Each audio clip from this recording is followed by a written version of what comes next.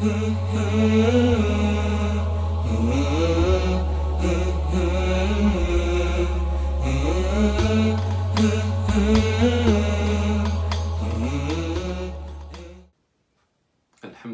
Rabbil Alamin, wa salatu wa salam ala Sayyidina Muhammadin sallallahu alayhi wa sallam wa ala alihi wa ashabihi ajma'in.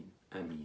Mes frères, mes sœurs en islam, salam alaykum wa rahmatullahi ta'ala wa barakatuh. On arrive là au voyage vers la Mecque et on doit parler de certains points. Je commence par le premier, c'est le bain qu'il faut prendre. Ce bain ou le fait de se laver entièrement est une sunna. Ce n'est pas obligatoire, mais c'est une sunna recommandée dans l'intention de laver le corps pour rendre le corps propre.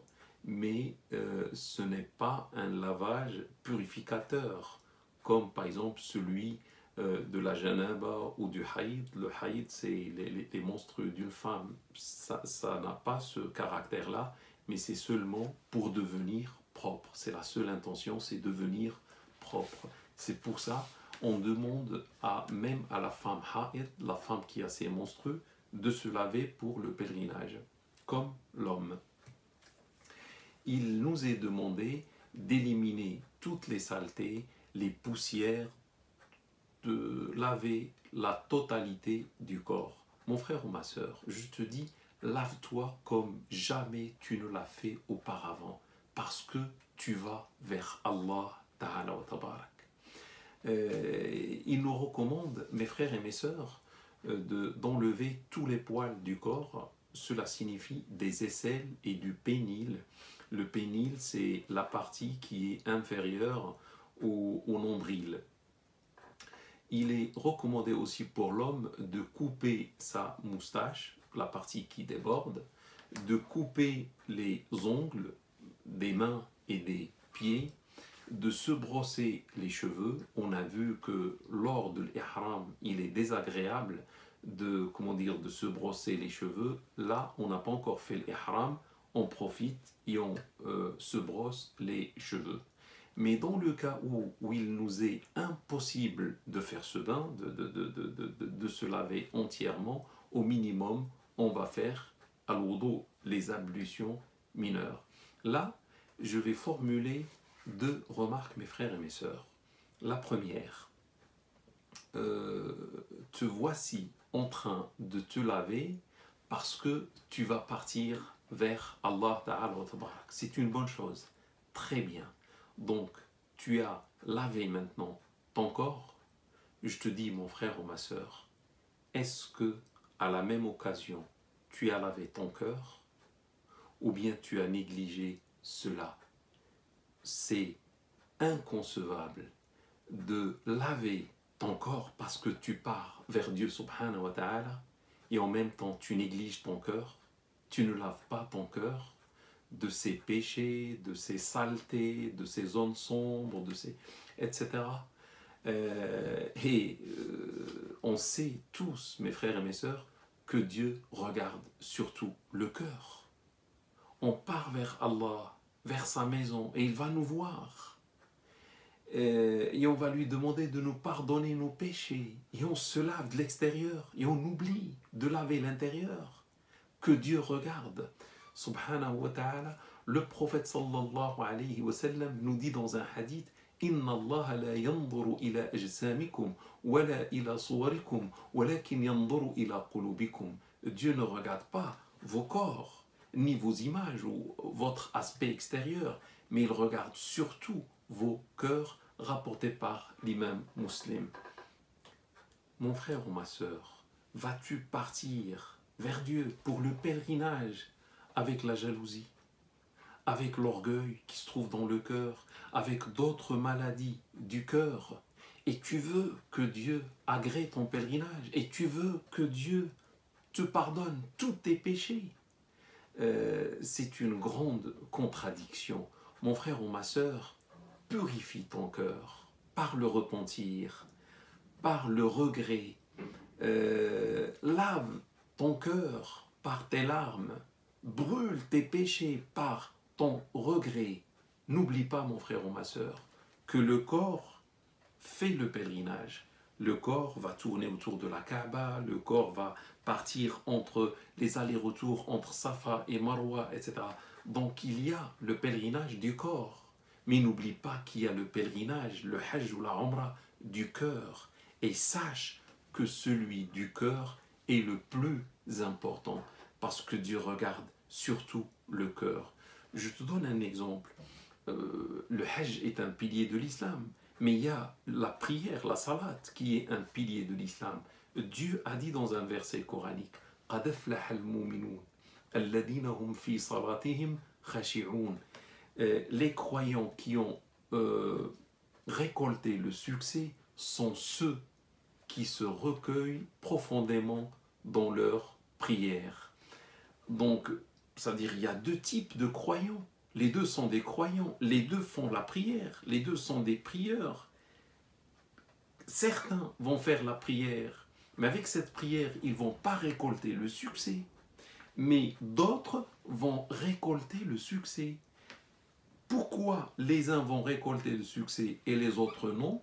Ceux qui vont le récolter parce qu'ils avaient des cœurs qui arrivaient à se recueillir devant Dieu subhanahu wa ta'ala dans la prière. Ils avaient des cœurs qui arrivent à se concentrer dans la prière, alors que les autres, leur cœur n'arrivait pas à faire cela. Donc vous voyez la différence du cœur, vous voyez, ça veut dire le premier type des croyants, ils ont fait la prière seulement par le corps, mais il n'y avait pas une prière du cœur. Les autres, les seconds, ont fait la prière par le corps, mais surtout par le cœur. Et le cœur a fait la différence. Je vous donne un autre exemple. Dieu a dit dans un verset coranique, malheur. Normalement, on doit dire malheur aux pécheurs, malheur aux désobéissants, etc. Là, Dieu dit malheur aux prieurs, ceux qui prient. Et après, il explique pourquoi ceux qui se laissent divertir ou ceux qui se laissent distraire par rapport à leur prière. Donc, ils sont des gens qui prient, ils sont des prieurs, mais le problème, ils ont des cœurs distraits. Donc, les cœurs n'arrivent pas à se concentrer, les cœurs n'arrivent pas à penser à la prière, les cœurs n'arrivent pas à être sérieux, etc. Donc, mon frère ou ma sœur, essaye que ton cœur fasse le pèlerinage en même temps que ton corps, et c'est le plus important. Et c'est pour ça qu'il faut le purifier. La deuxième remarque, mon frère ou ma sœur, maintenant, te voici en train de te laver par toi-même. Tu laves ton propre corps. C'est bien, rien à dire, bravo. Et bien sûr, après, tu vas porter les habits des harams, les habits blancs.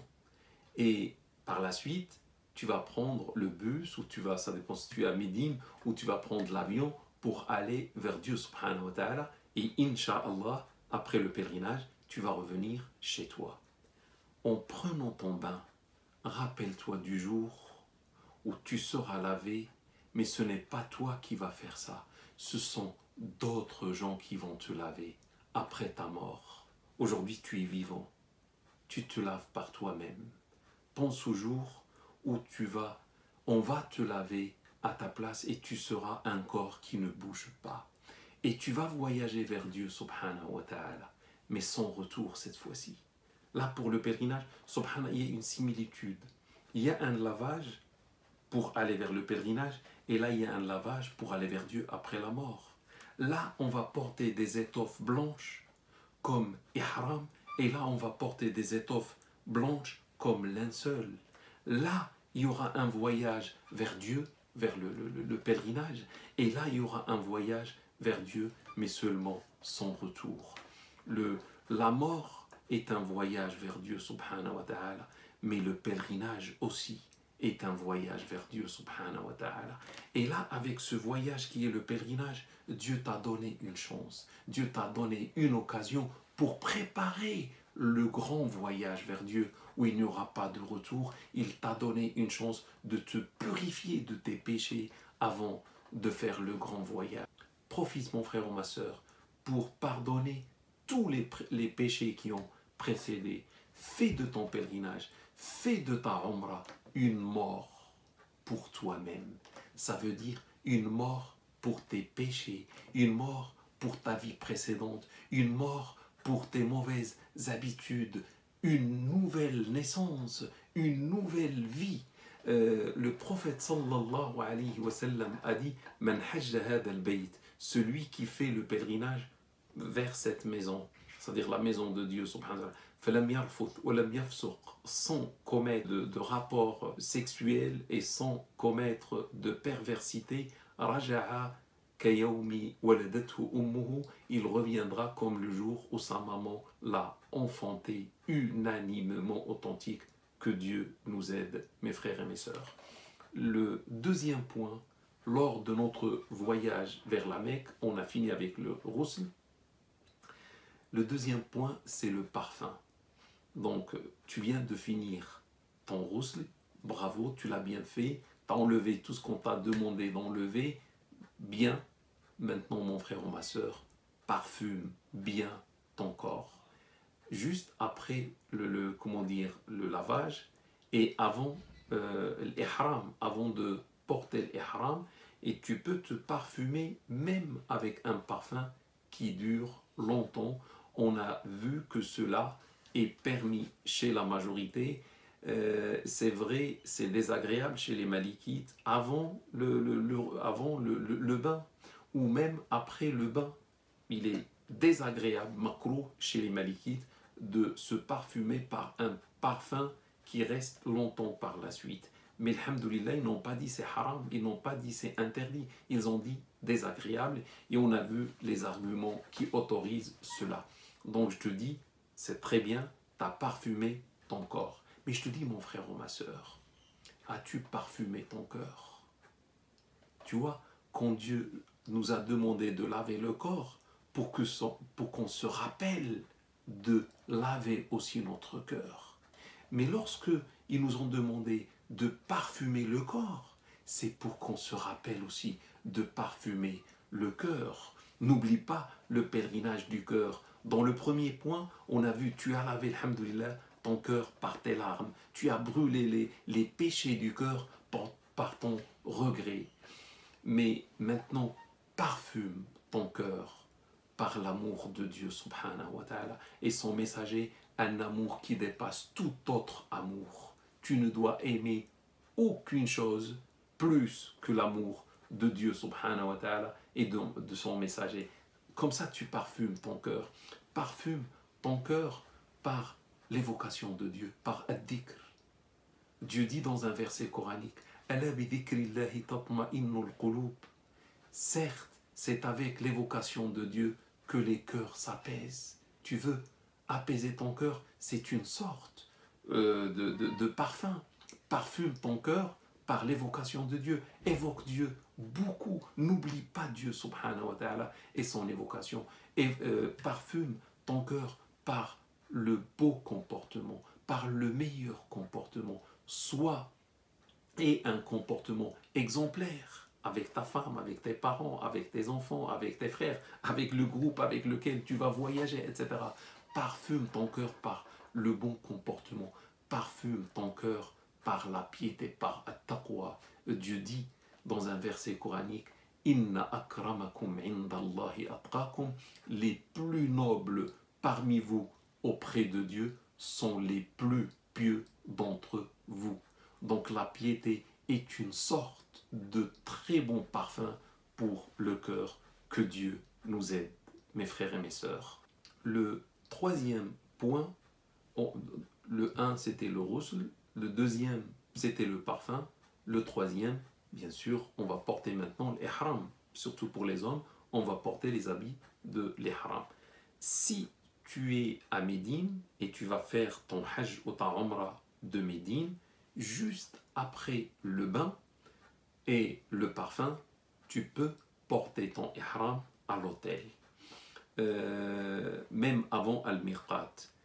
Mais attention, ne fais pas l'intention du hajj, ne fais pas l'intention de la umrah. Tu as pris ton bain, tu t'es parfumé, tu portes les habits de l'ihram Mais attention, ne fais pas l'intention du Hajj ou l'intention de la Umrah. Ça, on va faire au miqat. Le miqat, c'est un lieu, c'est une limite à ne pas dépasser lorsqu'on part vers Dieu, lorsqu'on va vers Dieu. C'est une limite, c'est une frontière à ne pas dépasser sans faire l'ihram. Et c'est là où il faut faire l'ihram. On va voir ça, Inch'Allah, plus tard. Donc pour le moment, tu te laves, tu te parfumes à l'hôtel et tu portes tes habits, mais sans faire d'intention de pèlerinage ou de Umrah, comme ce qu'on va voir. Si tu es dans la Mecque et tu veux faire une Umrah, bien sûr, tu vas te laver de la même façon et tu vas porter ton ihram, mais ne fais pas l'intention. Tu quittes l'hôtel, peut-être tu prends un taxi pour sortir vers, par exemple, le quartier qui s'appelle At-Tan'im, vers la mosquée de Aïcha. C'est de là où Aïcha a fait son ihram, que Dieu soit satisfait d'elle. À cette mosquée, tu vas faire les 2 unités de prière et tu vas faire, Inch'Allah, ihram, comme ce qu'on va voir par la suite. Mais, comme ce que j'ai dit, tu te laves à l'hôtel, tu portes tes habits d'ihram à l'hôtel. Si tu es dans la Mecque et tu veux faire le pèlerinage maintenant, tu veux faire le pèlerinage, tu as fini ta Umrah, les jours sont passés, maintenant on te dit c'est le 8e jour, on part vers Minan. Bien sûr, tu vas faire la même chose, tu te laves comme ce qu'on vient de faire là, tu te parfumes, tu portes tes habits d'ihram et c'est bon, et tu peux partir. Bien sûr, tu peux faire l'intention de là où tu te trouves, ça c'est le point qu'on va voir par la suite, ou bien tu peux aller à la mosquée sacrée, le Masjid al-Haram, si tu peux, et tu peux faire cela de ce point-là, de cette mosquée. Maintenant, si tu vas partir de chez toi, là où tu habites dans le monde, directement vers la Mecque, l'avion vers la Mecque, à ce moment-là, tu vas faire tu prends un bain comme ce qu'on a expliqué pour ceux qui sont à Médine, tu prends un bain, tu te parfumes, tu peux porter tes habits d'ihram, tu peux même mettre au-dessus d'autres habits, par exemple un qamis qui va tout cacher, surtout en hiver, il fait frais, donc c'est bien de se couvrir. Et lorsque tu seras dans l'avion, à un certain moment, il y aura un signal comme quoi on arrive au miqat et c'est là où tu vas faire l'ihram. Donc tu ne fais pas l'ihram de chez toi. Sinon, tu peux porter les habits de l'ihram, tu prends un bain chez toi et les habits de l'ihram, tu vas les porter lors de l'escale, s'il y a une escale. Donc tu changes tes habits ordinaires par les habits de l'ihram. Bon, on reste 2 heures, 3 heures, on a le temps de changer nos habits. Et bien sûr, l'ihram, tu le fais en avion, lorsque on te donne le signal de le faire. Sinon, tu peux faire l'ihram ou porter l'ihram carrément dans l'avion. Avant, bien sûr, qu'on te donne le signal. Mais cela c'est un peu difficile, vous savez, lorsqu'on est en avion c'est serré, etc. Il n'y a pas beaucoup d'espace, donc ça va être un petit peu difficile de changer ses habits, de porter les habits de l'ihram, mais quand même c'est faisable. Donc attention mon frère, dans le cas où tu vas changer tes habits lors de l'escale ou même en avion, n'oublie pas de prendre avec toi dans le bagage à main ton ihram. Ne le mets pas dans la valise que tu laisses lors de l'enregistrement, sinon en avion ou bien à l'escale, tu n'auras pas l'ihram, ça va être impossible de porter l'ihram. Mes frères et mes sœurs, barakallahu fikum, wassalamu alaikum wa rahmatullahi ta'ala wa barakatuh. Mm-hmm.